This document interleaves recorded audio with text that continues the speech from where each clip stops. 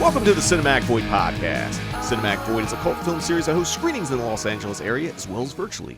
I'm your host, Jim Branscombe, and joining me as always is... Hey, it's Nick Vance, Paranoid Futures. You can find Cinematic Void on the World Wide Web at cinematicvoid.com, as well as Facebook, Twitter, Instagram, YouTube, and all major podcast platforms. If you want to support The Void, you can consider joining our Patreon. Joining me now is the film programmer mastermind behind Screen. She also works at the Archive in Colorado. That's right. That's the correct title, isn't it? Yes. Please welcome to The Void, Theresa Mercado. Theresa, how are you doing today?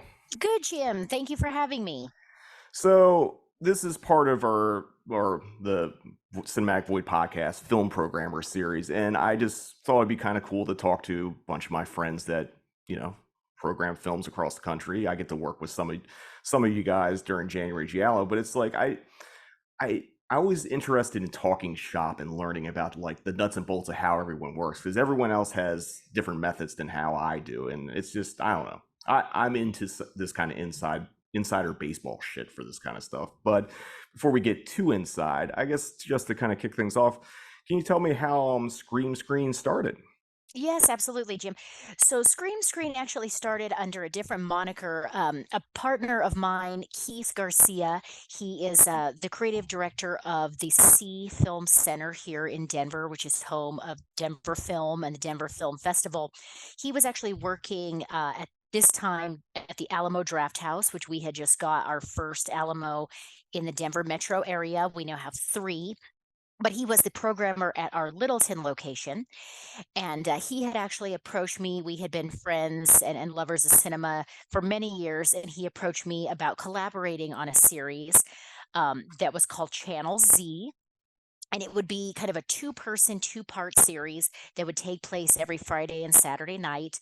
The Friday night would be like pure cult cinema, and the Saturday night would be pure horror genre cinema. And so we actually kicked that off and did Channel Z. And I had been doing screenings around Denver for many years, but at bars and at private events and at parties and just kind of more experiential stuff outside of a theater scope. So I jumped at the opportunity to work with him because he's a programmer I really look up to and admire with great taste. And I knew that together we could create some really fun experiential stuff. So with Channel Z, I always loved doing cosplay and creating.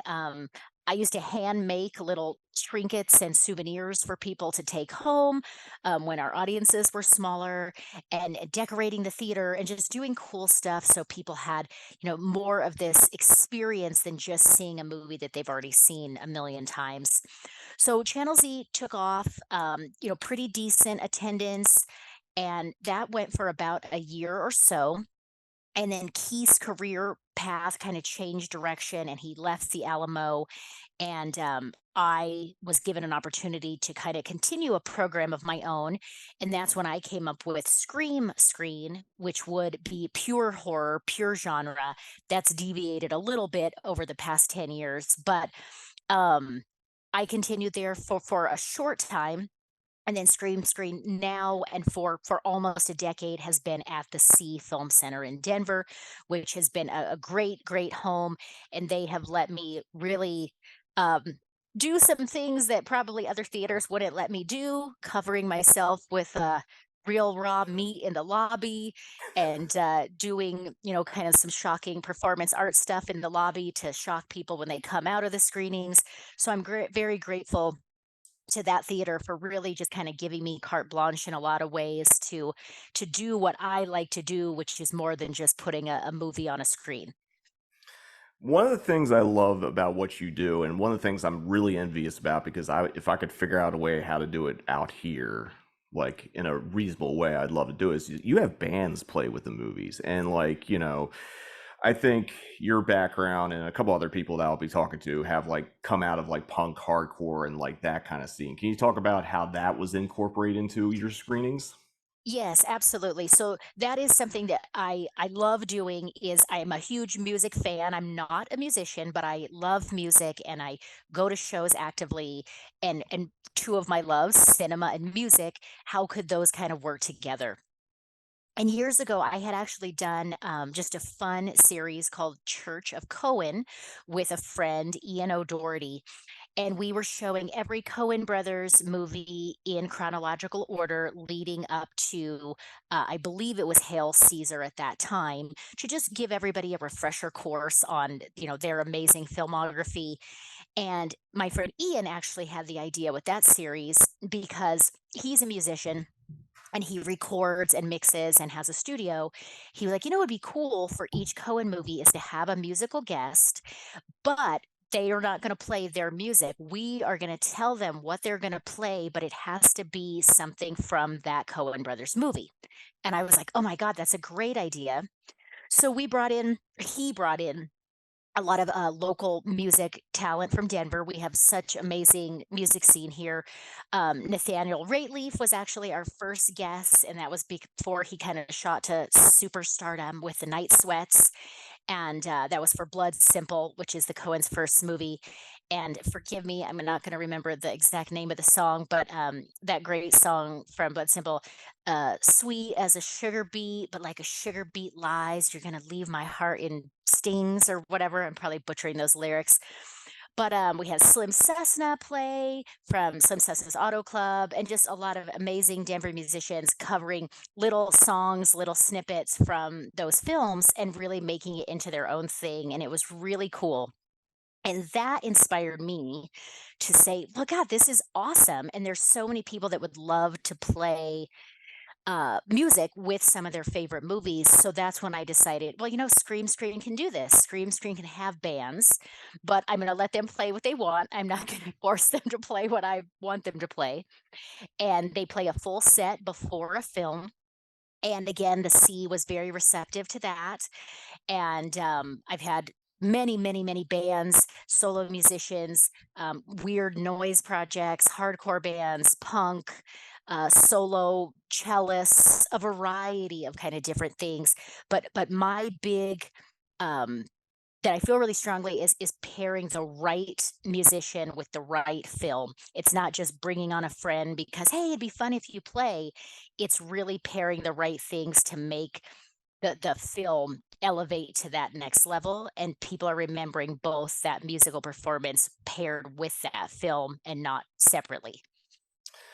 It's it's a great approach because the way I've always looked at film programming is like, I was in bands and stuff, and I always look at it like whether it's a single feature, double feature, is like you're booking a show. And that's always been my mentality. So it's like if you do like a double feature, it's like who's the headliner, who's the opener, or like who's like the obscure band that you're trying to get people into, or the movie thing. So I think it's a very natural thing, and I think it's just awesome that you do that. When you program movies, is there a particular kind of, I know horror is a big genre, but is there a certain type you always want to look to, or are you just, whatever kind of like whatever you think's going to strike the mood for you to program at any given time?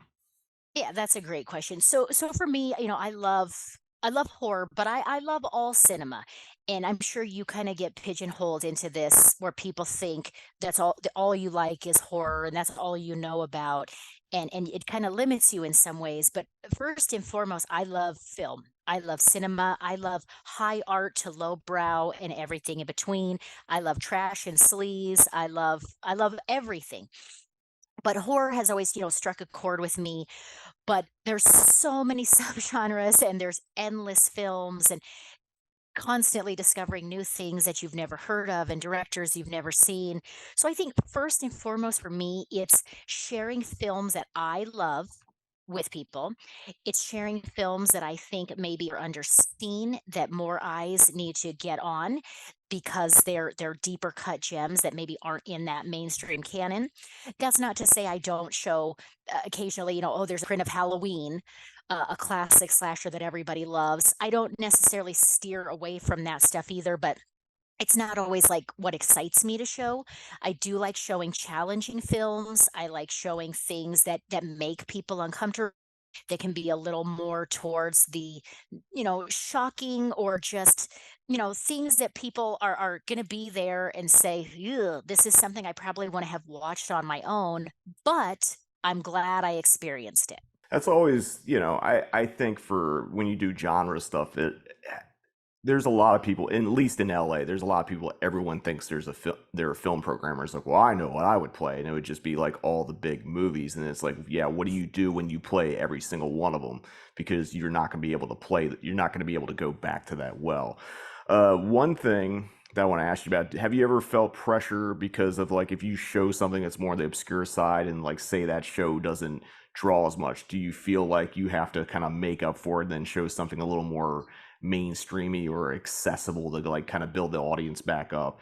Do you have to do that kind of balancing act when it comes to like picking movies? I used to actually beat myself quite up about attendance and numbers, but I'm very grateful, and it's not lost on me. Scream Screen has really, over again almost 10 years, got a really dedicated fan base. There are people that I can show, Angst, for example, the German film, which is extremely, extremely intense and hard to get through. I can show that to the same audience that will come see something like Halloween or come see Bubba Hotep.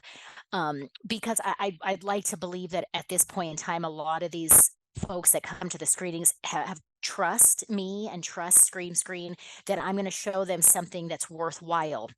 And there was definitely in the early days, sometimes there's 60 people in the theater, almost 200-seat theater, and it looks empty, and it's like, damn, why aren't they coming? Why aren't they here?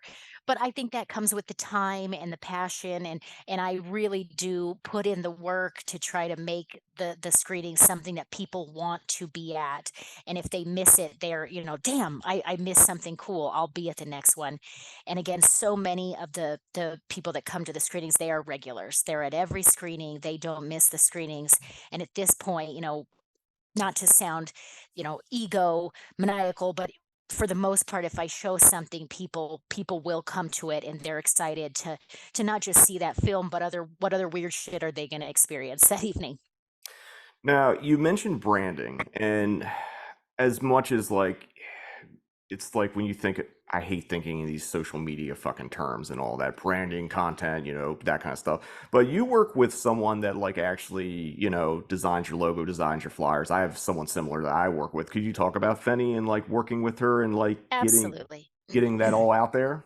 So I am, in some ways, I kind of I do a little bit of like performance art stuff, and I enjoy cinema, but I am in no way an artist. I can't draw, I can't paint, I can't even barely play Pictionary. It's embarrassing. So my best friend is an amazing artist. Her name is Fenny Hagman. She's from Gothenburg, Sweden. She's lived in Denver, I think, probably decade now, and she is the exact opposite of me, where I can just give her a very loose and cryptic idea of what I want, and she turns it into what I thought I wanted but couldn't even put in my own brain. She draws, she paints, she does graphic design, screen printing. So Benny is actually married to one of my best friends, and when they started dating, he said, "Oh, I'm dating this amazing woman. I can't wait for you to meet her. The two of you are going to be best friends. She loves horror movies, and she loves all this weird shit you love." And he actually brought her to a screening I was doing, and we were instantaneous. Had so much in common with film and life, and she's amazing. And I didn't know at that point the depth of her artistic abilities. But out of nowhere, without me ever asking her, she actually created a screen screen, hand screened poster. And I had a very special dog at the time named Baba, who was kind of my companion. This dog was with me everywhere I would go. And Fanny started creating this really funny series of posters. And it was always me in the posters, which I felt kind of weird having my image on the posters. I didn't think it was necessary, but she would make them very funny, where I'm in some kind of costume from the movie. And then my dog was always in these posters. She made a really funny poster for a series I was doing, about giallo films of Argento. and Baba was like holding a switchblade, and it was just really funny. And I was the creepy little doll, robot doll from Deep Red. And so she was hand screen printing these posters, and she asked, "Can I come sell them at Scream Screen?" And I was like, "They're amazing, but nobody's going to want to buy a poster with my face on it. Nobody's going to want that." So she brings the posters, sells them out immediately. And I was like, "Huh, interesting." And then she creates a logo for Scream Screen that's this cool inverted image that's like a mirror. And then she just started doing these posters for every series I would do, and people just gobbled them up. And I was like, wow, these are cool. You're onto something. I don't know who's going to want to look at my ugly mug on their wall, but okay.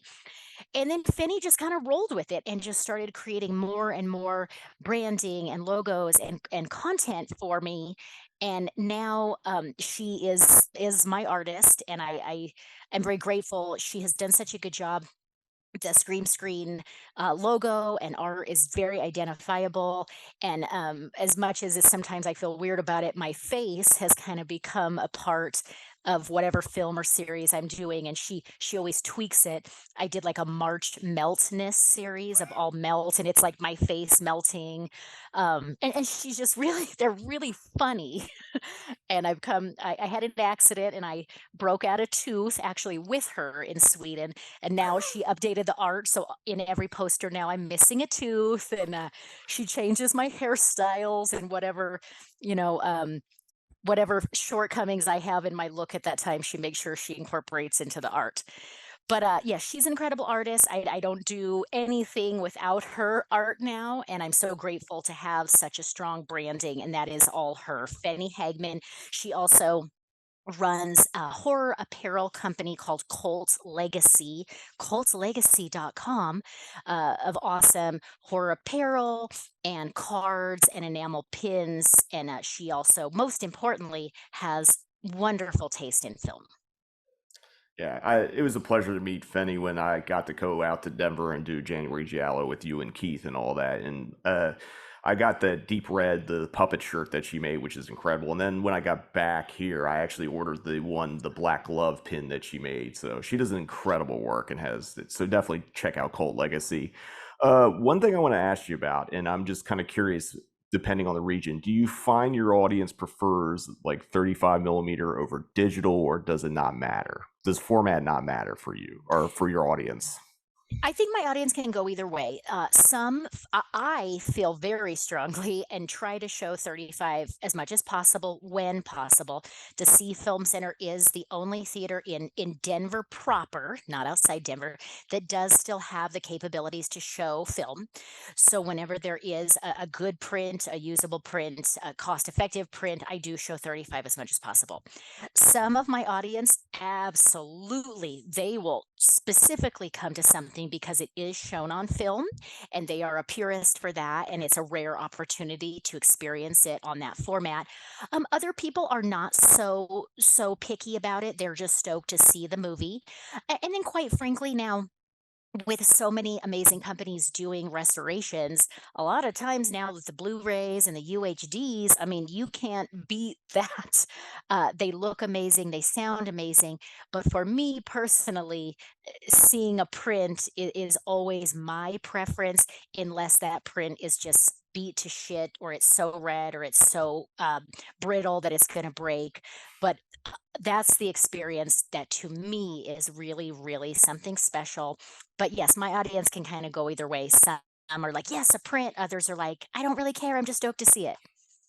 That's actually really cool because, like, where I'm at, it's very what you're not showing a film print. It could be something that's like never been seen by any fucking human ever, and they'd be like, "Well, I'm not going because it's not 35 millimeter print." But I'm always curious about how, like, different areas like kind of view that stuff, or because I have to deal with complaints a lot. But how far in advance do you plan your screenings? Like, do you plan a year in advance, or are you just doing month to month, or is it more on the fly, or is it a little bit of everything? It's a little bit of everything. I am a very OCD minded person, so I pre-plan every element of my life as far out as I can, because that's the way my brain works and the way I'm wired. Uh, with Scream Screen, I try to have things planned and booked and locked in as far in advance as possible. and Keith also likes to work that way, as he kind of manages the theater schedule. Sometimes that happens, never a year in advance, but sometimes it doesn't happen. Sometimes we're kind of making things happen at the last minute, especially when you're bringing out special guests, directors, actors, some kind of talent. It always is not as like immediate and quick as you want it to be. There's always a back and forth. And Jim, you may not realize how lucky you are living in LA, that you have access to so Yeah. many amazing people, and they live there and they can drive there, and it's easy for them to commit to something because they're not having to get in a plane. And it's a little tougher. Denver is an island. We are surrounded by not a lot, not a lot of filmmakers are here. So, bringing out special guests, it can be a little more challenging, and figuring out schedules and travel logistics and just figuring out what works in their schedules. It can take a lot more time than people realize, sometimes months of going back and forth to secure somebody, get their travel locked, and then, create that art and start that push. So, for instance, like we had been working on bringing Joe Bob Briggs out for summer of 2023. And, we had started that process months and months before with emails and going back and forth. And he's extremely, extremely busy these days with The Last Drive In on Shutter, but also he is constantly on the road doing screenings and doing horror conventions and film festivals and drive-in appearances. So sometimes it is challenging to book things really far in advance. But that also, when I do bands, which are always Denver local bands or from surrounding areas, it is so much easier because they're just driving in. It's not setting up a whole logistical thing.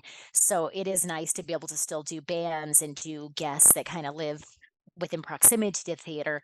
But I'm always thinking ahead. I'm always thinking to the next year, to certain months, to certain milestone dates of things.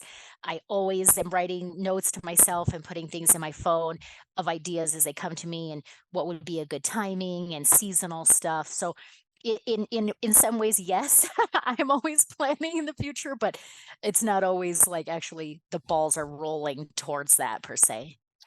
Yeah, I'm kind of the same way. Like I could theoretically come up like this is what I'm going to show for the next few months, and it inevitably like if I get too far out, it's going to get blown up for some unforeseen reason.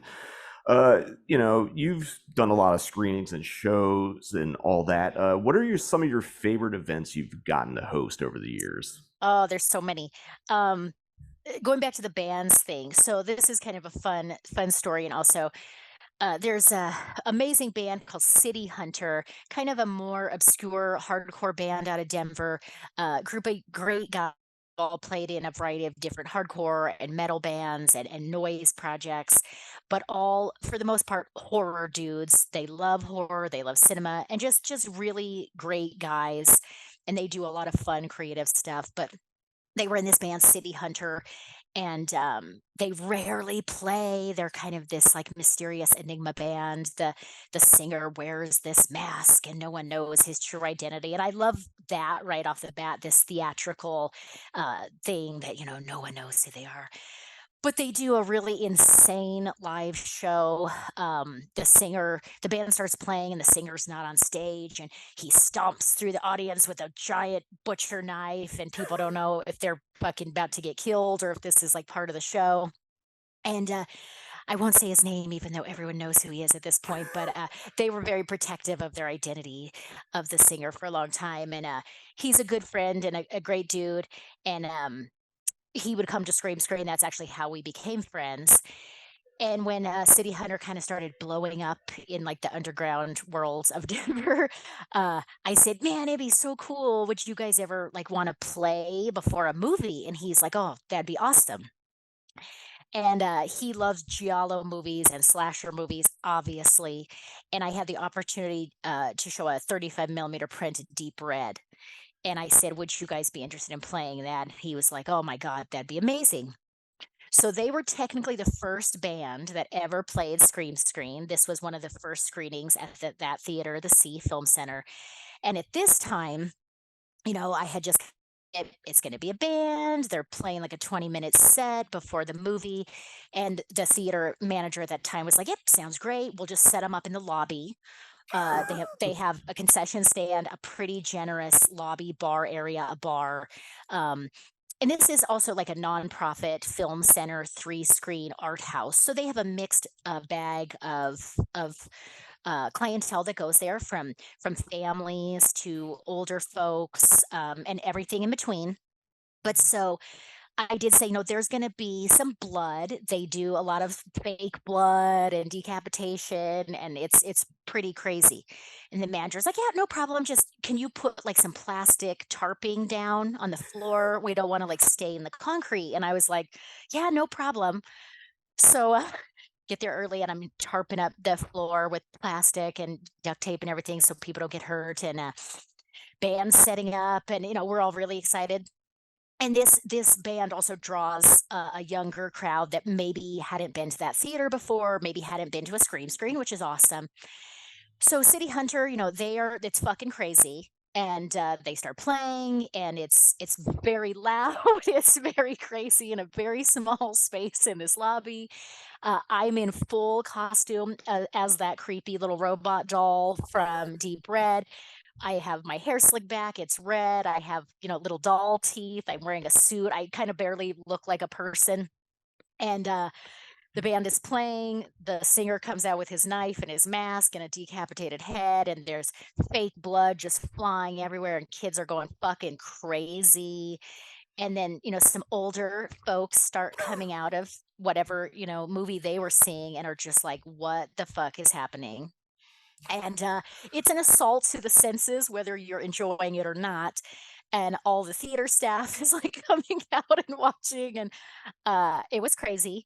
I think their set is literally like 15 or 20 minutes, and then it's over, and the singer just stomps away, and you never see him again. And there's this blood everywhere, and I'm down on the floor pulling out the tarps and trying to scrub up any blood. And the manager said, okay, yeah, we're not going to do that again. So there's no more bands in the lobby. All bands will now be in the theater. And I was just happy she said, we're still going to let you have bands, because I thought it was going to be, okay, if that's one and done, you're never doing that again. But that was amazing. So from that day forward, there's never been a Scream musical guest in the lobby. They've all been moved to the theater. But you know what? That's for the better, because it sounds better. And if things get crazy, then it's contained to the theater. But that was a fun time and a fun memory, and it kind of melted some people's faces off. And as you would say, some of the norms got a little freaked out. But hey, that's part of the experience. I've also had some fun. Brought out Felissa Rose from Sleepaway Camp. It was the first time she'd ever been to Colorado for a screening or for anything. And she was just absolutely delightful and so generous with her time. She was signing autographs till like 1 a.m, and she just gives 110%. She's just so fun and lovely. Brought out Brian Trenchard Smith, who is absolutely one of my favorite directors of all time. Directed such films as Dead End Drive-In, Turkey Shoot, AK Escape 2000, Leprechaun in Space. The list goes on and on. Absolute gentleman. He was so excited to come to Denver. I was so excited to have him. We had a great crowd. And he was just a lovely human being. But the list goes on and on. There's been so many amazing screens for different reasons, not always just the guest.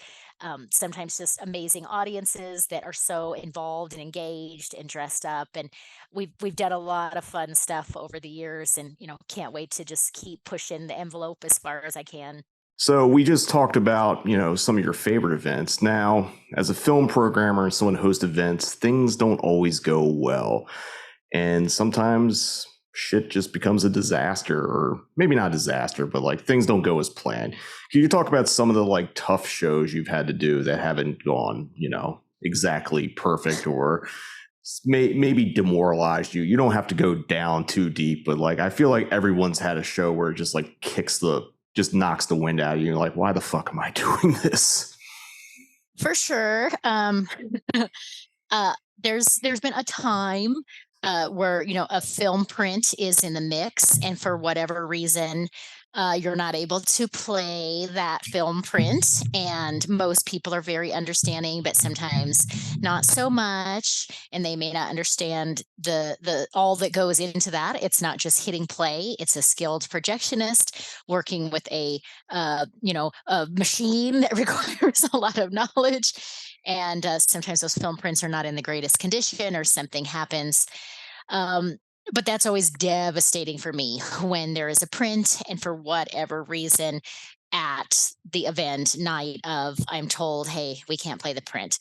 And I have to get up and tell people we're not playing the print, but we have a backup DCP or whatever the situation is. But that always, to me, is kind of just a kick in the gut, because I feel like, this sucks, especially um, when it is that rare print that you're so excited about, and it's like, fuck, we can't do it. That's happened. That comes to mind, and I definitely probably beat myself up more than anybody cares. But that sucks. I've never had any, like, well, no, I have had a couple no-show guests. That's always a mega bummer. Or not even a no-show, but they cancel, the day of, or the day before, or hours before, where you're just like, damn, that sucks. Same thing, just having to tell people like, oh, you signed up for this thing that's not happening. That's always really, really disappointing, especially when you put in, that time and effort, and to make this experience, and then 50% of it just went away. But that happens, things happen. I think I've definitely got better over time, just trying to roll with the punches, and that sometimes things aren't going to be perfect, and that's just the way it goes. I feel like you've gotten away pretty unscathed in this market because, like, I feel like there's things that happen that still haunt me to this day that questions me. I guess the one, and then there's been a few, but the one I think about is Seconds. I was showing Seconds on 35 millimeter. Seconds is, if not my favorite film, it's in my top 10. It's probably in the top five. The film print didn't show up on time. Like, the person who shall remain nameless shipped it ground instead of 2 day, and Federal Express decided to take their sweet ass fucking time. So it didn't show up. We had a backup DCP. Backup DCP glitched and went out of sync. We had a backup Blu-ray. The Blu-ray player wouldn't work. So it's like it's the only time I've ever seen an event where, like, your main source that you want to play no shows, your backup fails, and your backup fails. That's it, not meant to be. Well, later that week they moved it to like a Sunday matinee show, so I got to finally see Seconds on 35 millimeter, but that was not fun. I mean, I've also had guests that have no showed or been really cranky once they've gotten there and hard to deal with and things like that. So I'm just always curious if maybe it's just the LA environment that brings out when things go to shit. It just goes to shit. Well, now you're making me nervous that there's a big catastrophe just waiting around the wings for me. So No, no, thanks, no, Jim. no. You're fine. If none of this stuff has happened yet, you'll be fine. But that's the one thing I always like to kind of share, because there's a lot of people.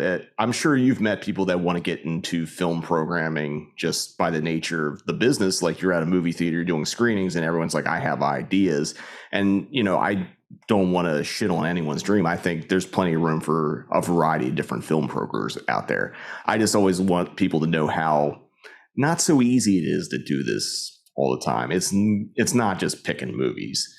And I guess for my next question is, like, how do you look to, like, people that you collaborate with other than bands? Is there people that always reach out and say, hey, I want to do this event with you and that kind of stuff? And how do you gauge what's, like, something that's good for you and the brand, or versus, and I know this is going to sound mean, but, like, there's people that just want to kind of, like, parasitically kind of, like, use you to get what they want with not bestowing anything in return. Like, how do you gauge that kind of stuff?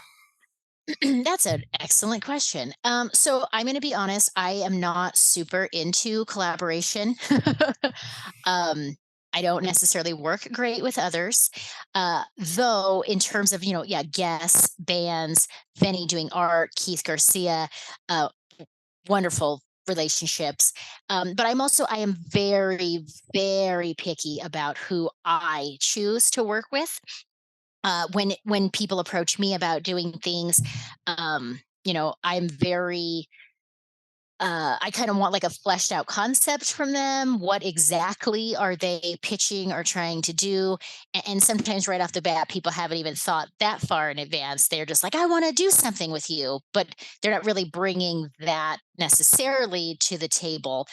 So I don't want to say I'm not open to collaboration, but I am when it's like a something awesome and something fun and exciting and new and fresh, or that's going to be great, but also where it is a collaboration, which to me is people working together as a team to bring something to life, not just I want to work with you, but I'm not actually bringing anything to the table. But like my relationship with Keith Garcia is wonderful. I have ideas. He's always very incredibly receptive to anything I pitch, and he always has great feedback on like here's how maybe this could be better. Here's an idea of maybe why that won't work. Here's something that could be cool to add to that. I am always open to that kind of feedback. And he and I have done a lot of collaborations over the years.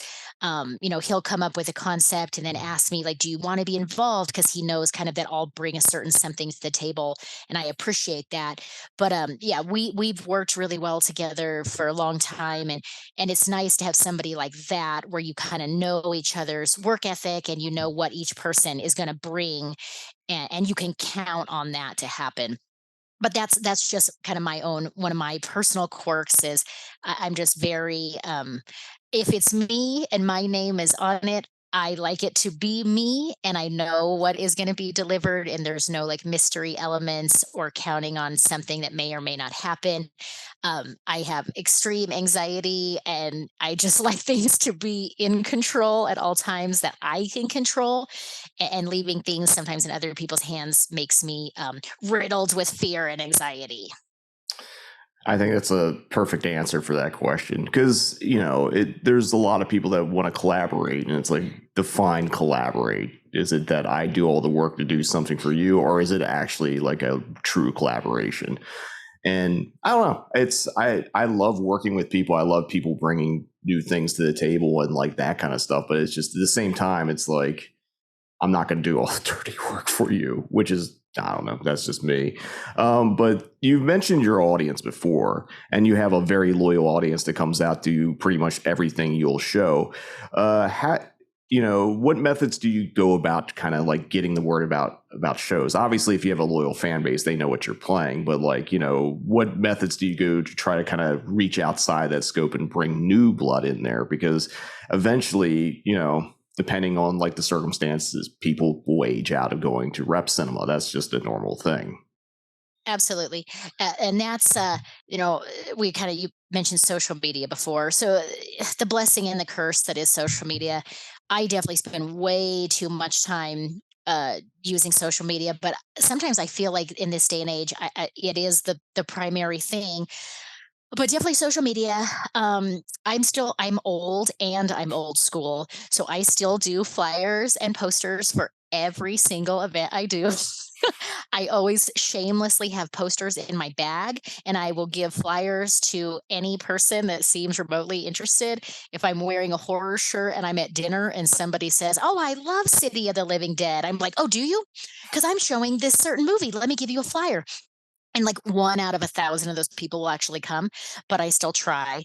I still go to every local record store and I hang up posters every month for all my screenings. And I have, I've lived in this city my whole life, and I'm very blessed with a good group of friends too that are very supportive and help me promote events and take flyers and posters around town and hang up posters at their stores and at their things. And that goes a long way.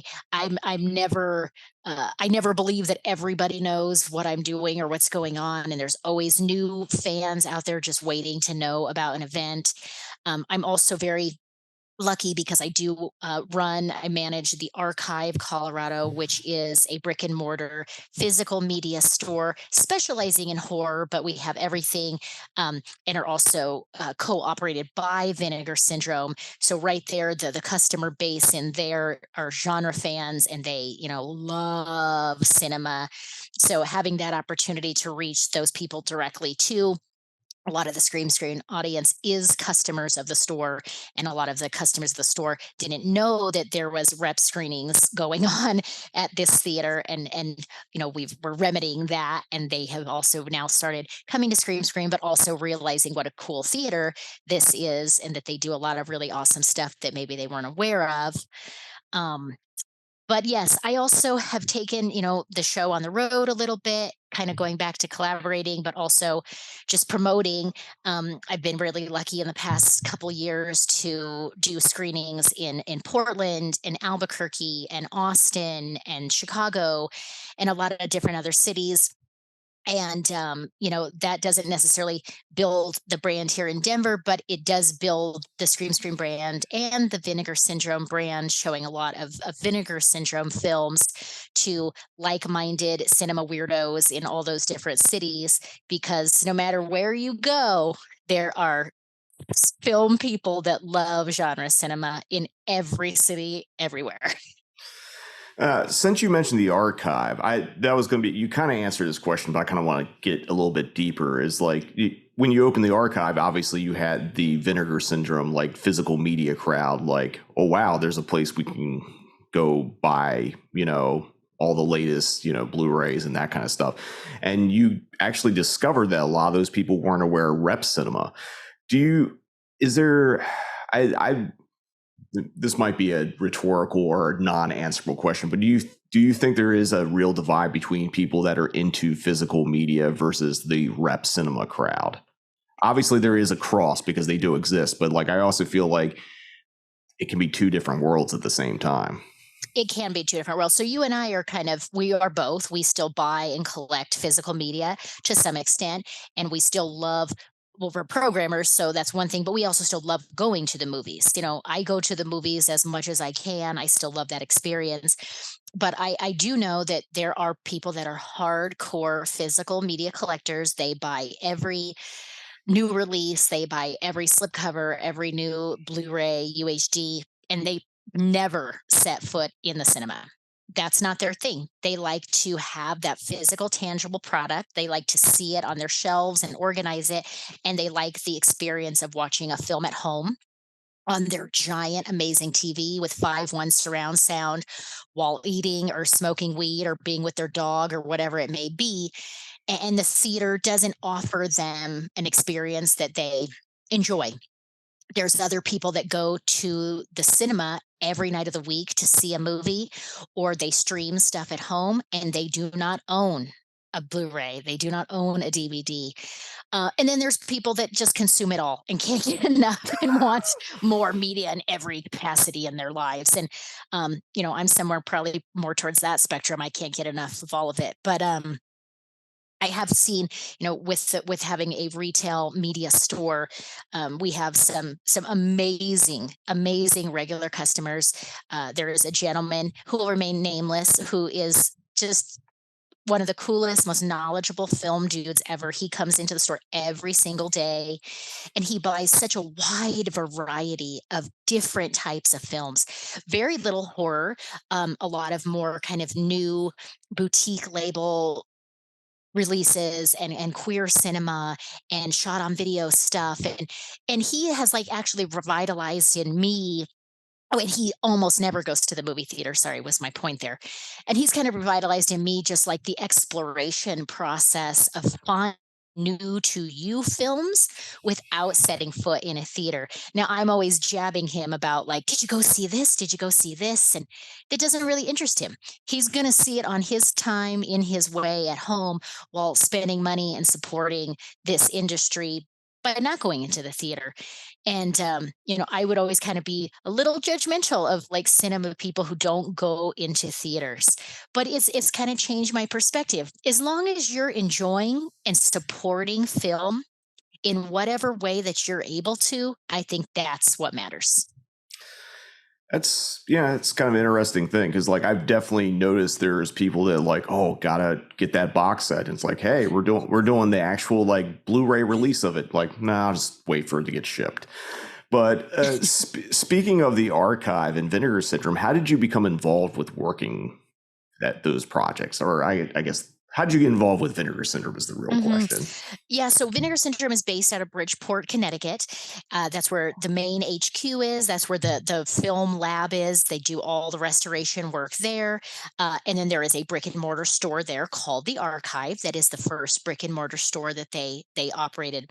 And a few years ago, they, as a company, were kind of looking to start maybe moving west and setting up another distribution center in the western part of the country to help facilitate shipping with the western half of the U.S. because shipping tens of thousands of orders all the way from the farthest East Coast to West Coast is very, takes a long time, and media mail can be very slow. And to give the best customer service possible, it seemed like it was probably realistic to start looking at some spaces out west. And honestly, a friend of mine was a friend of a friend with somebody that had been with Vinegar Syndrome from the beginning. And she, God bless her, put in a word with him when they were kind of talking about Denver as a possibility. And she had mentioned me to him and that I had been a programmer for a long time. But I also come from a very different background that most people think when they look at me or see me working at the video store, which is I worked in production for close to a decade for a local production company in Denver. And I worked from casting, research, associate producer, eventually landing as a line producer for a variety of reality TV programs. So I come from a long production background. That's what I went to school for. That's what my degree is in. So between having a production background, being a film nut, but also working in that industry, I know a thing or two more than just like, I love horror movies.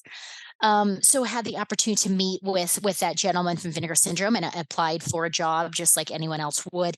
And I kind of said this would be my dream job, and I'm sure you hear that every day. But here's also what I could bring to the table and how I could be a useful, benefit to the company. And he took a shot on me and has given me incredible opportunities within the company. But this truly is, my life. I love cinema. I love genre cinema. I live it, I breathe it, I watch it, I do it. It is me, but I also am a professional person and work very hard for the things that I love, which, is film. And yeah, it's been a great fit with Vinegar Syndrome. And again, they've given me and Denver a lot of opportunities to just further build and perpetuate a film community here and throughout the whole western region of the US, which all of your Vinegar Syndrome packages do come. If you live in the west US, they all do come out of the Denver area. The other thing I want to ask is like you also occasionally will work conventions, correct? Or do you? Okay, you're I do a nodding. little, Yeah. yeah. I do a little bit of everything. So I worked for a very long time in the Vinegar Syndrome warehouse, shipping packages, getting everybody's Blu-rays out the door. And I do also work the tabling at horror conventions, at film festivals, meeting our customer base, selling movies, talking movies, brand building, doing screenings. And then I do also now manage the archive. So I'm physically in the store. And again, it's not that different than working a table at a convention. It's meeting the customers and meeting genre fans and selling the movies and um, you know building that brand. But we are not just the Vinegar Syndrome store. We sell a variety of used and new media from VHS to Laserdisc to Blu-ray, DVD, vinyl, UHD, one sheets and posters, horror apparel, and on and on and on. But anything for a horror fan, but also just genre fans. We have tons of customers that come in and don't care about horror.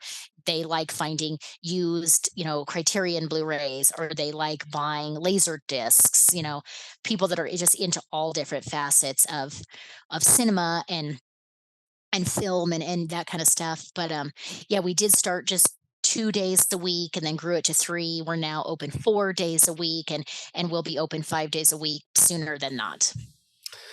One thing I wanted to ask you about horror conventions and that kind of stuff, and I always feel like it's an untapped market. Do you feel like when you're, tabling at these things, are you trying to like, hey, I show screenings? Do you feel people are receptive, or do you feel like there's the physical media crowd, there's the rep cinema crowd, and then there's the horror convention crowd, which I feel like at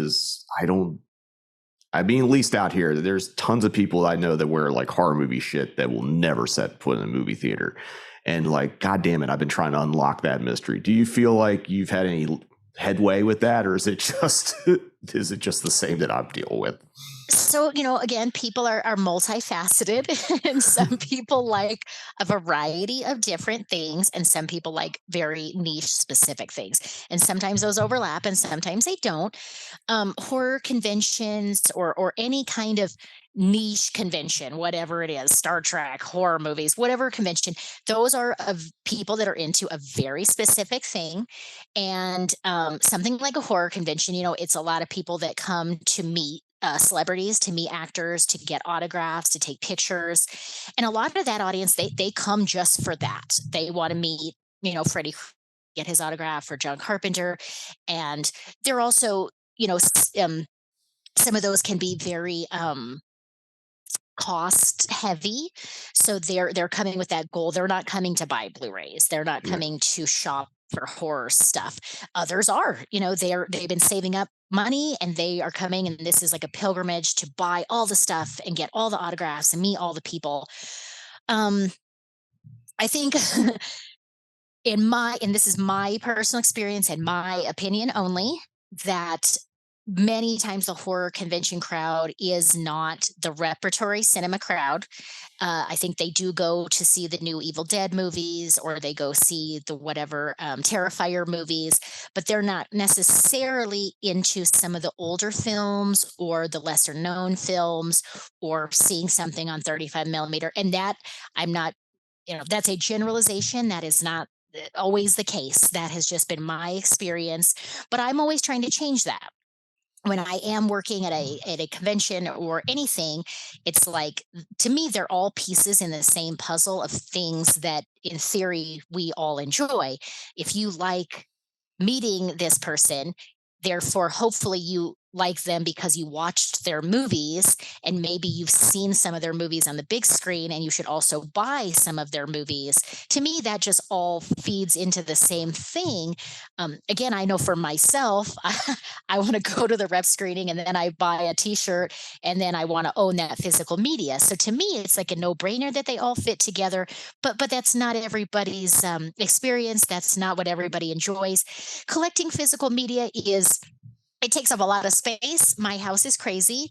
I have, an incredibly understanding partner who is not into the stuff I'm into very much. He likes movies, but he is not a collector.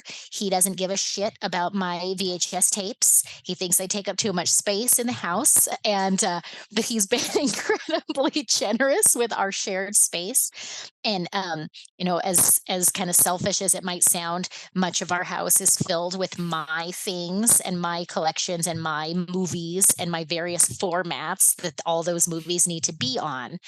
And he loves me, so he kind of puts up with it. And I know that makes me sound like a really selfish, shitty person, but a lot of people don't want to collect the stuff. It's just stuff. It's Yeah. things. It's pieces of plastic and paper in your house, taking up space, acquiring dust on top of it, that sometimes you open every few years to watch, but really it's just sitting on a shelf. But for me as a collector, those things do bring me joy, as silly as it sounds. And knowing that I have the director's cut of Irreversible, straight cut, and normal cut on the shelf in a slipcover, that makes me happy. And I'm glad to have that thing. And that might sound silly and ridiculous to a lot of people. But sometimes to me, like, oh, paying for an autograph that is a picture of you that's going to sit on your table, that might seem ridiculous to some people. Everyone has their thing that they're into and that they want to spend money on and that brings them happiness.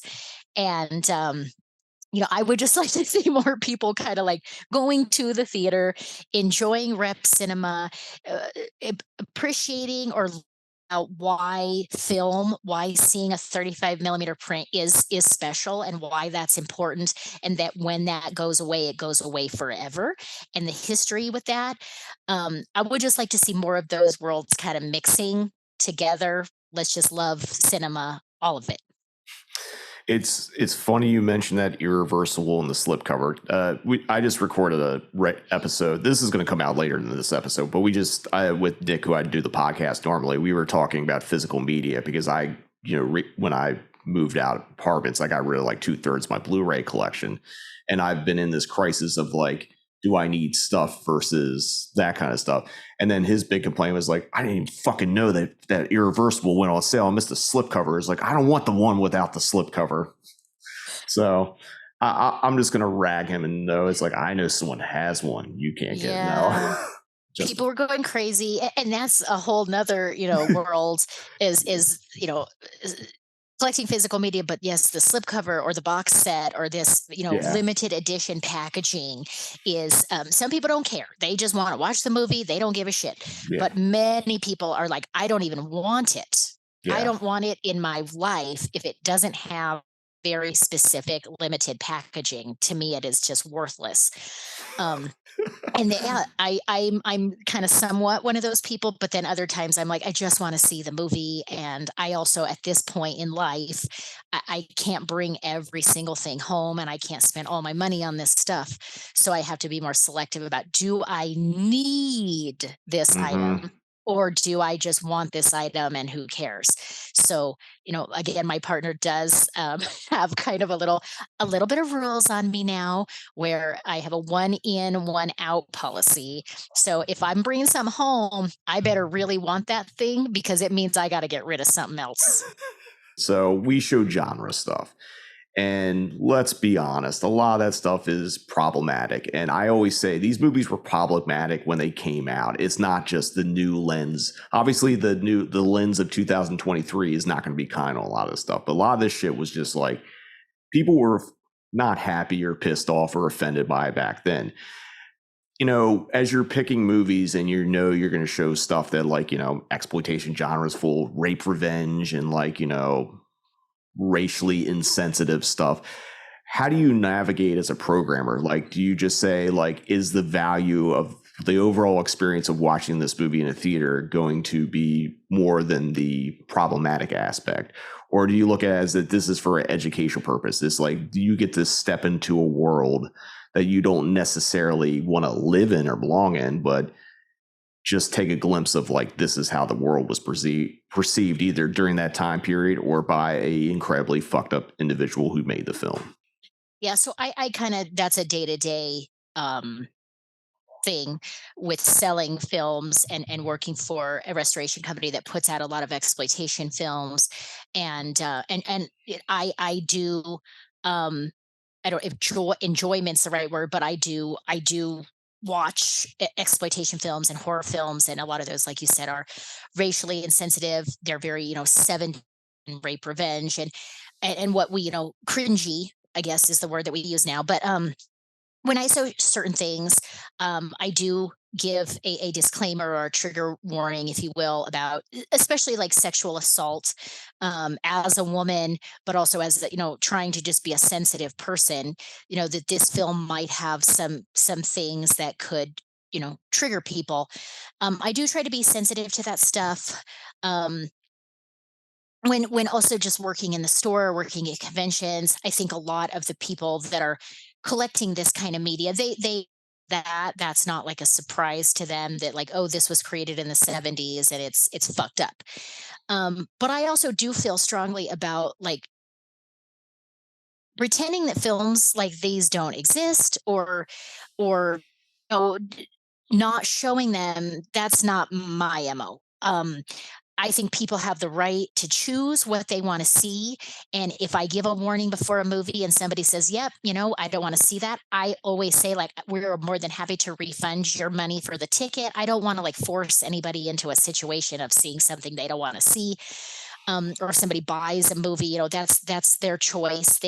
We have this amazing thing called the internet in our pocket where you can look up a film And there shouldn't be like a huge surprise, especially with rep screenings of something that came out 40 years ago. It shouldn't be like, oh, I had no idea what I was getting into. Um, but I will continue to show films that I think should be seen and that have controversial subject matter.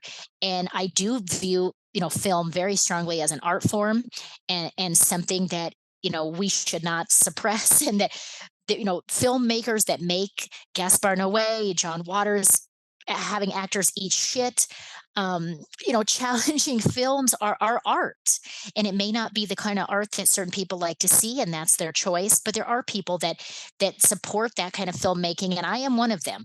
And I truly believe in filmmakers having the freedom to make something that they want to make to express themselves, as long as it is truly not hurting other people. I personally, I do feel very strongly about animals, and I work with a rescue organization for pit bulls, and I do not take any pleasure from watching films that abuse or kill or torture animals. That for me is not entertainment. But then people can question me and say, oh, but you'll watch a movie that has violence against women or sexual assaults against a woman. And I don't have an answer for that necessarily, but everyone has their limits or their life experiences that they have gone through and things that they don't want to see. And I don't want to see violence against animals. That doesn't mean I enjoy seeing violence against women, but I do enjoy 70s cinema and exploitation cinema and horror. And many of those films, they are based around violence against women. That's horror, folks. That's the horror genre. And I think that watching those films and educating yourself and, you know, um, that's part of just appreciating cinema. And that's not all that I like. I'm not a total fucking ghoul. I also enjoy, Charlie Chaplin and high art films and silent film and other things. But I am a big proponent of filmmakers being able to make challenging films that make people uncomfortable. And it is art. That is a perfect answer for that. The way I always approach when I do something that's going to be, I don't want to say frowned upon, but something that's going to be challenging and could be upsetting depending on people's personal experience, because not everyone has lived the same life. I do trigger warnings for my stuff, but I don't want to spoil stuff, and but at the same time, I can't assume people are going to do due diligence and actually look up the movie they're going to go see. So then I always will point to a bigger movie that's probably in the same genre just to give the context. But I don't think those movies should vanish, and I think it'd be a disservice because there's a lot to learn about movies and just how little the world has advanced from people think, oh, things are vastly different from 1970s. Yeah, close technology and stuff. A lot of the sediment and that kind of stuff is exactly the same. I showed Targets back in May, and unfortunately, when I showed Targets, there was a shooting that happened that day, which I hate to say that's happened a couple times when I've had movies that have to deal with gun violence. And at the beginning, Targets, it goes 1966 and goes this whole thing about how much gun violence is. And at the end, it says, how do we stop this? And it's just apparently there's no way, because in 1966, this was a fucking problem and it's still a problem. So I think exploitation movies is you get to see a slice of that life, but it's also just kind of reinforces that you can try to change the world. You can try to change the morale of cinema and everything's sanitized and safe. But all you're doing is pretending there's not a bigger problem, when really it's just you're just covering it up. And I appreciate seeing the scars, the warts, the ugliness of what the world was. Doesn't mean I endorse it. And that's one thing I always say as a film programmer. I'm not necessarily endorsing the movie and everything that happens with it. I'm setting up the context for the experience, and whatever you take from it is what you're going to take from it, because that's part of going to the movies and being in a communal room. I like that. Setting up the context of the experience. Yes, very much. Which comes back to now, again, with a lot of movies we show, some of them are kind of dated and goofy. One of the things that comes up a lot is people laughing at inappropriate shit in movies. And as long as I've been going to rep screenings, I've seen people laugh. And you can't dictate how people are going to interpret stuff. But I do think giving the right context, you can control so people aren't laughing at every little fucked up thing. Because I've been in screenings where people rape or laughed at rape scenes, and like that's fucking inappropriate. But I always try to, like, if I know the movie's going to be if it's going to be like Nightmare City or Burial Ground, obviously it's like people are going to lose their shit and like laugh their asses off just because they're ridiculous, and not because they're bad. It's just because of the absurdity of it. So how do you, when you introduce a film, obviously you're doing cosplay and that kind of stuff and you have bands and stuff, but like, how do you set the tone for whatever you're screening, regardless of what the movie is? Yeah, absolutely. So that is something that the laughing during inappropriate moments. Um, when I am just a viewer and it's not my screening and I go to a movie and there is that just laughter in those totally inappropriate things, it drives me personally insane. Um, I understand why people are doing it because people are uncomfortable, and the reason, and for them to, release that laughter is like breaks that tension. But for me, it completely takes me out of the moment and it makes me insane and it makes me actually want to leave a screening. Um, when I'm setting up a movie, and I do also show a lot of goofy stuff and silly stuff, and it's a screening. Have a good time. This isn't Mystery Science Theater. Like, please don't. You're never going Yeah. to be funnier than the movie, folks. Yeah. Sorry, Yeah. but have a good time. Have some banter. Have some beers. Laugh. Have a good time. But also, my thing is just be respectful of those around you. And if someone is being raped on screen and you are just cackling out in laughter, uh, that's bizarre and unfortunate and strange and sad, because there's just nothing funny about it. Or a turtle is getting impaled and deshelled and it's a laugh riot. I mean, that's a different perspective on a film. But I want people to always have a good time and enjoy themselves, but sometimes it can be a fine line where people are just, it's hilarity ensues no matter what is happening on the screen. And I do try to set the tone somewhat, but I also don't want to dictate people's responses to film. Um, but again, if I'm showing something that's, I can use like a Martyrs or an Angst or something where, I do give a little bit of a trigger warning without trying to spoil. But I think, I try to set that tone of like, this is challenging cinema. This is a rough film. This could make you uncomfortable. We will give you your money back. Enjoy. I think that sets the tone right there that it's not a laugh riot.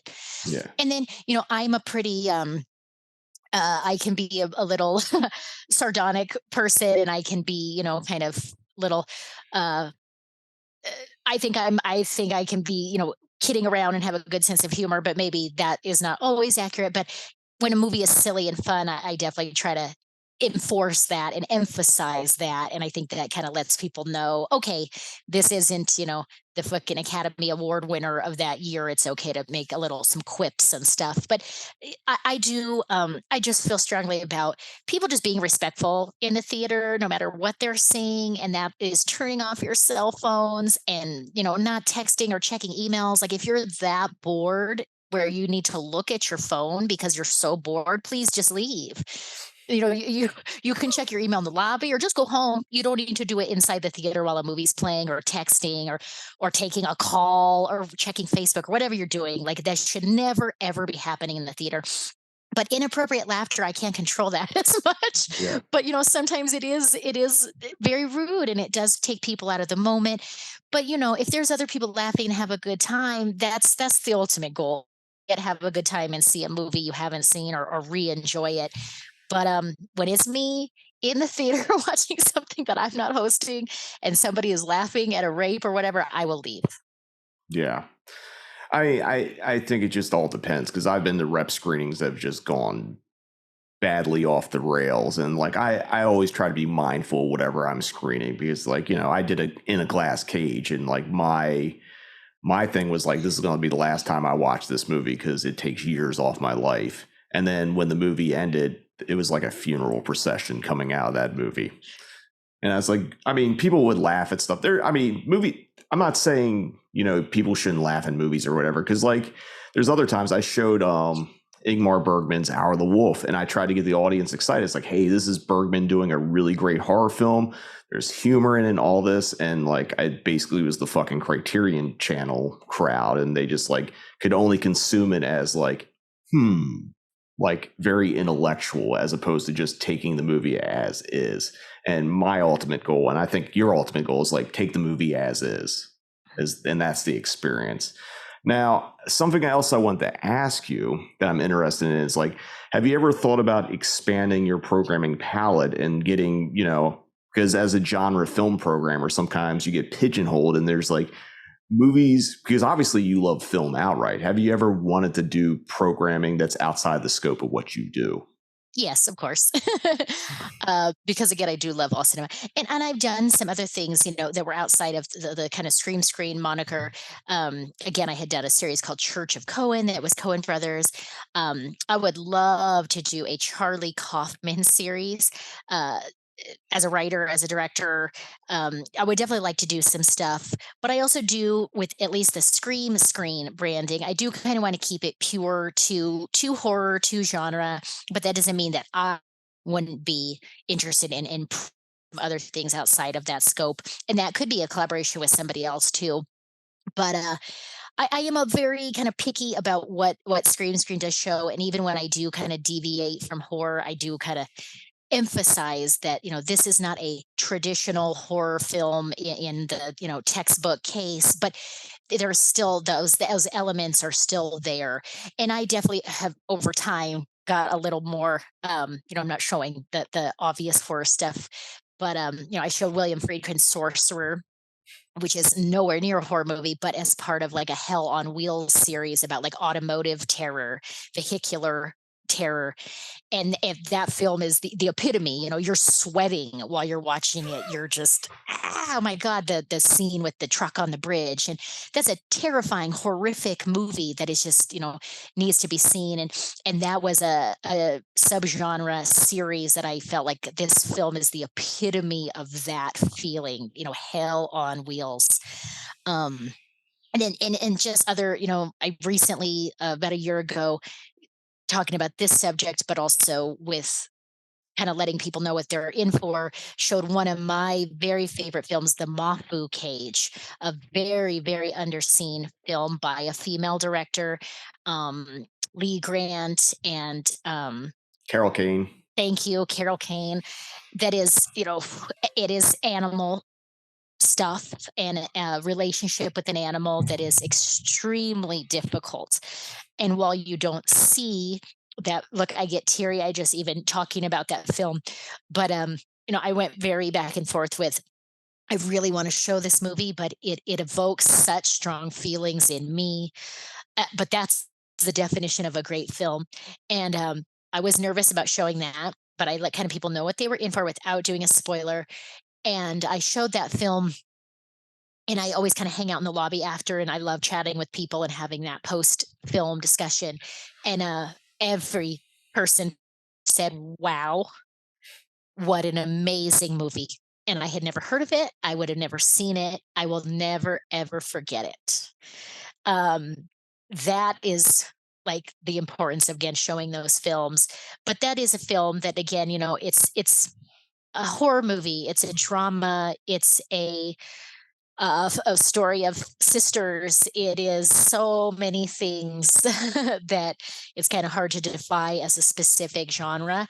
And again, that's the films I like to show too, where it's not easily pigeonholed into this is this specific genre.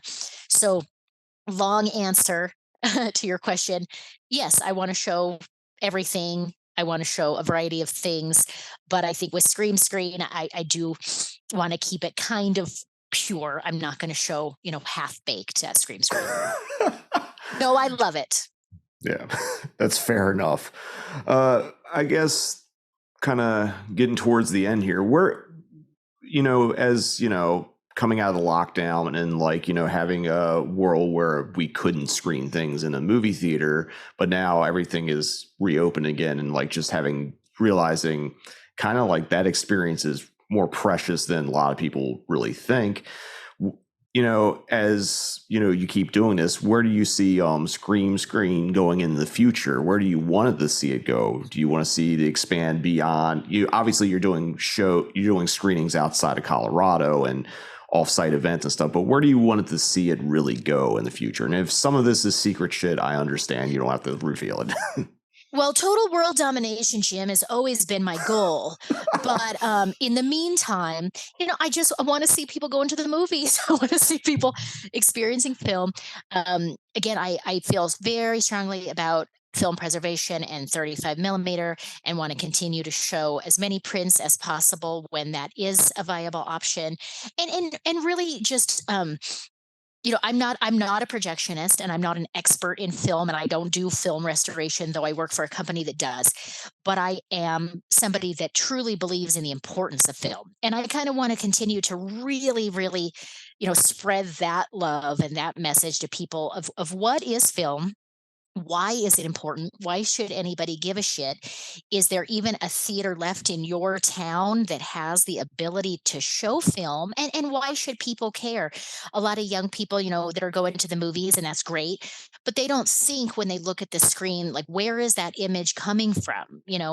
Is it a button being pushed? Is it? They don't think about that. And I think it is something that is very important. It's part of our history, and it's part of a very important story of filmmaking. And there are a lot of young filmmakers that are shooting on 35 still and putting out prints.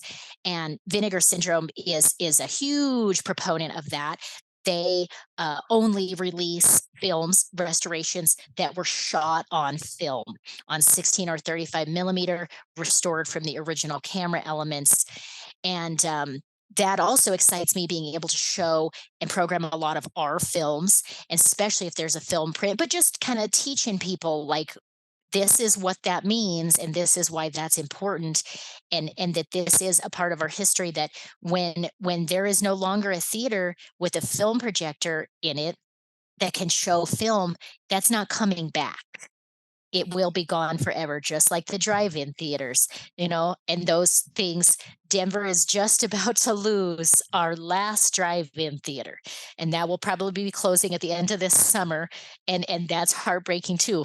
And those things, they're not going to come back. Like, there's kind of retro things, but like a film projector and film, and people that are trained with the ability to do that work, to project the films, those things will die, and I want to see them live on for as long as possible. And I know you feel very strongly about that, and the theater that you program out of also does that. And that's something, I guess, is part of my long-term mission, is why should anybody care about film? Let me tell you why it's important. Where do you see just kind of overall the future of rep cinema? I'm kind of scared to answer that. I hope people like yourself, you have amazing programming. You do a weekly series. I do a monthly or so series. But I think I want it to live forever. And I know there's so many amazing programmers, past and present, that are all over the country. And, just got to keep doing God's work, as they say. Um, with things like streaming and the ability to watch everything at home, though we now know that streaming is a very limited platform, and there are so many films that are not available and will never be available.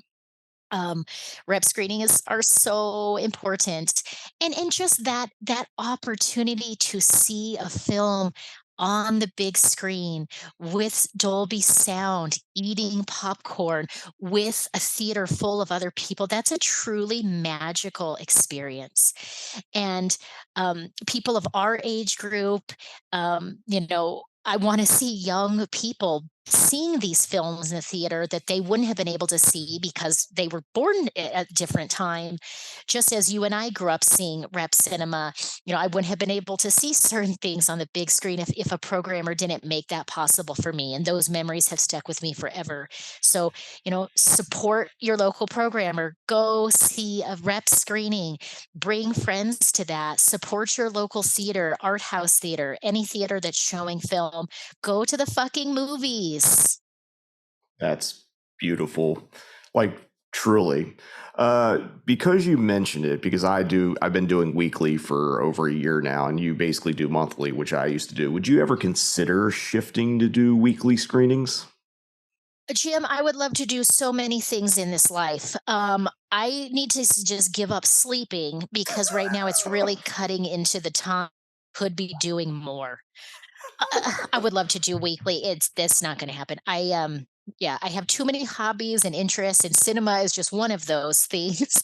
I mean, it's my job, which I love, but it's also, I just I'm very into cactus and dogs and so many other things that take up the rest of my free time, and then I just pass out every night from exhaustion.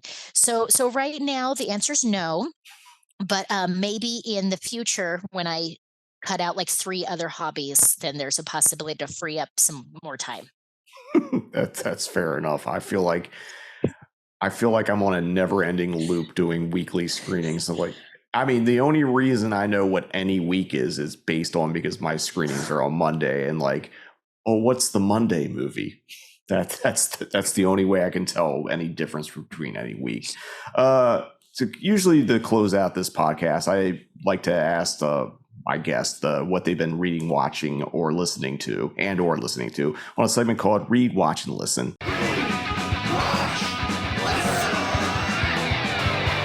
So, Theresa, if you don't mind, could you tell us what you've been reading, watching, and or listening to lately? And don't feel bad if you've been missing out on reading or listening or one of them.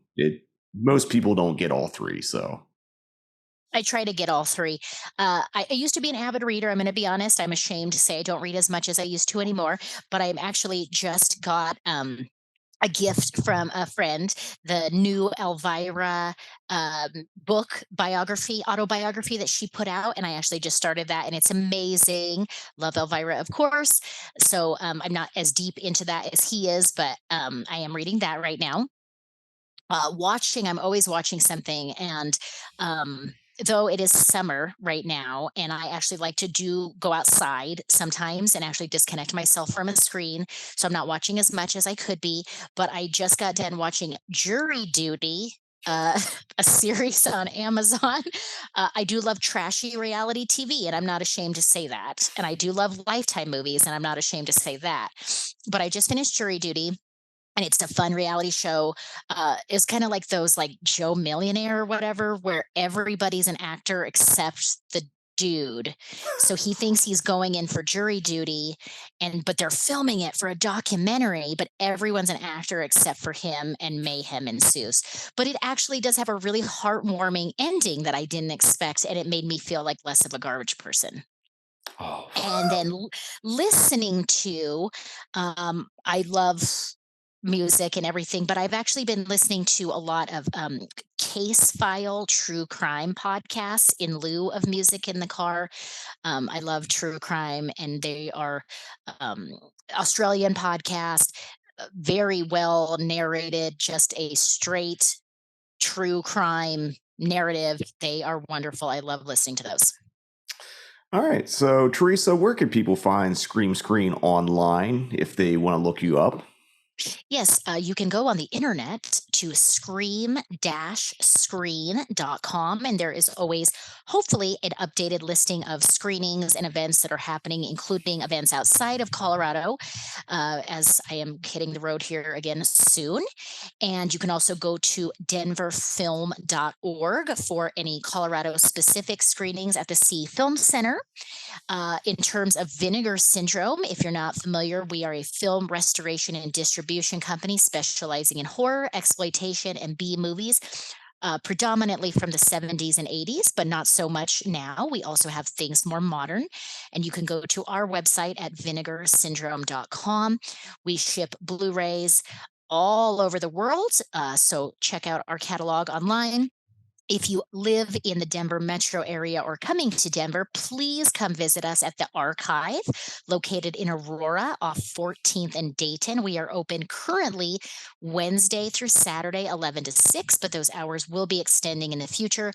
We have an amazing collection of new and used physical media. Again, VHS, Blu-ray, Laserdisc, DVD, UHD, all of that good stuff. and tons of horror and non-horror stuff. And the store looks really cool, so you should just come check it out also. Both you and Scream Screen and the archive are on Instagram, Facebook, and I don't know about Twitter, right? Yes, Instagram at the archive Colorado, all one word, at scream period screen. I know it's a tongue twister, at Vinegar Syndrome. Yes, all over the social media stuff. Okay. Thank you for joining us, Theresa. And I guess one quick throwaway question. Would you ever consider doing a marathon of Lifetime movies? Yes, of course. I hope to do one later today. I do love Lifetime movies of all eras, but even the new trashy ones. But yes, they're so good. I also want to say, Jim, that before you and I met, I was actually a fan of Cinematic Void, and I respect you and your programming very much. I had heard of Cinematic Void for years, but it was actually during quarantine, during COVID, when the world shut down, and you were doing remote programming through your YouTube channel, and you had your camp series and stuff. And I think I had told you this in person, but it was dark days here in Denver, and we always have friends over for screenings, and it was really hard not being able to watch films with friends and not being able to go to the movies.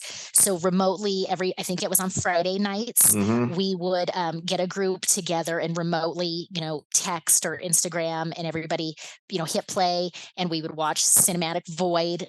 Double feature marathons together with a group of friends, and it made me feel like a little bit of normal during those dark closure days. And it's such an honor to actually meet you and call you a friend and bringing you to Denver. And I look forward to hopefully working with you again in the future. And you and I need to collaborate on a screening. We definitely do. You definitely need to do something in LA at some point. That has been my goal, because people have been so generous in my film programming friends of letting me do January Giallo with them. I've been trying to hey, if you guys are coming out or you want to do something with me, let's talk. So definitely, because you're one of my favorite film programmers and one of my favorite people. And thank you for sharing that. Even though you've already told me that, it's still, I don't know. It makes me happy that after losing my fucking mind and just I need to figure out something to do so I just don't go completely insane, that still meant something to people. And I still do those from time to time. I actually have, this is not going to come out till later, but I do have an episode that's coming out on, this upcoming Friday the 30th. I'm doing another camp triple feature.